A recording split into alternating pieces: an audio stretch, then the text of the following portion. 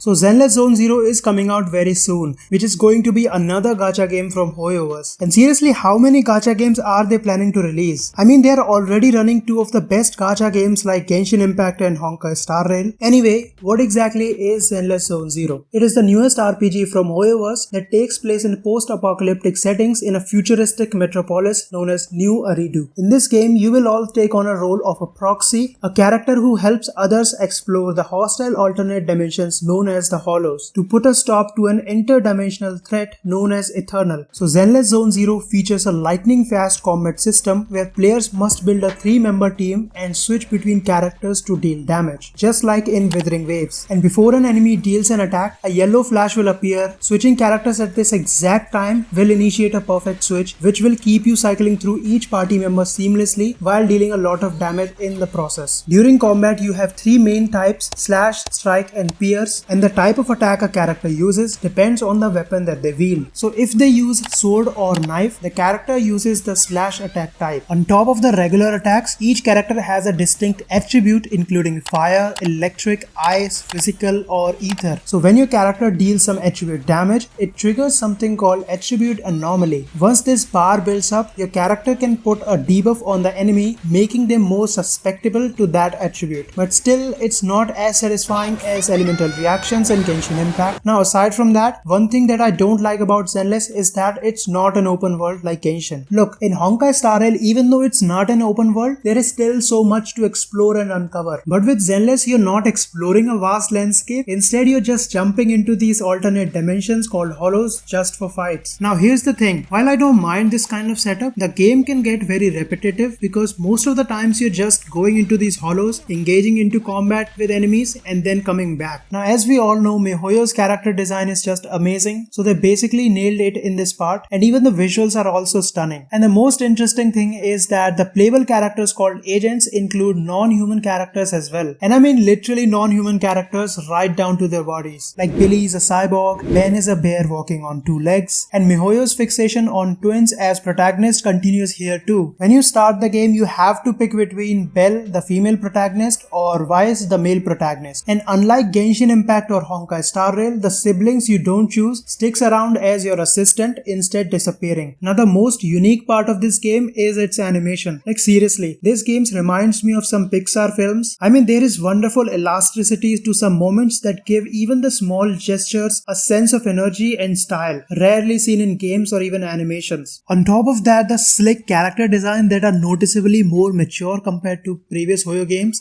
is like cherry on top. But Zenless is gonna need a lot more than pretty visuals to keep it engaging. Well, since I've got some mixed opinions. As with the past 2 games, I must commend MiHoYo for its craftsmanship in the visuals and combat department of Zenless Zone Zero. However, in the effort to target casual players, Zenless might have leaned a bit too much towards the easy side. Honestly, it feels like a button mashing fest where you eventually take down the enemy simply by throwing out some attacks and responding to prompts when game tells you to switch to other characters in your party. In the end, the game starts feeling like a chore than an engaging adventure. But this doesn't diminish what Zenless manages to offer. It introduces several quality of life improvements that add a nice touch to overall experience. And also, if you're a more gameplay oriented gamer such as myself, then you have the option to skip dialogue and get right into the action. I wish we had the same option in Genshin. The combat, despite being easy, feels so effortlessly slicker and smooth in Zenless. And obviously, the music of Zenless, just like the other MiHoYo games, it hits the mark. No surprise there, I didn't expect anything less than that. So in conclusion, if you're someone who enjoys getting more immersed in the world and likes a more even balance of story and combat, and especially if you're a fan of anime action combat, collecting characters or other Hoyo games, then you should definitely check this out. And finally, since the game is not released, there is still a lot of room to improve, which I think Hoyo will fix soon enough. And if you like the video, you can consider subscribing, and thanks for watching.